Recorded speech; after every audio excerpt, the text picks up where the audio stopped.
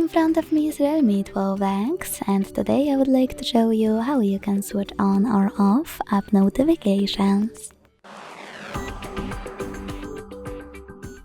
Begin by opening Settings and tapping on the Notifications and Status bar.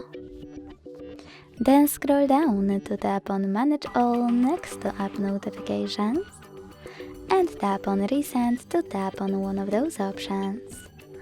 For example, I want to see all my apps.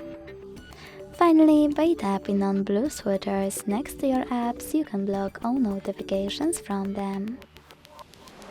To switch them back on, hit the same now gray switchers.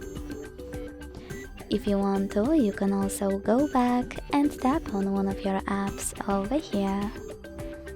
Then manage all notifications thanks to this switcher at the top.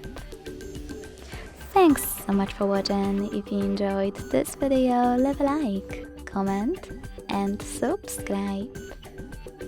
Bye!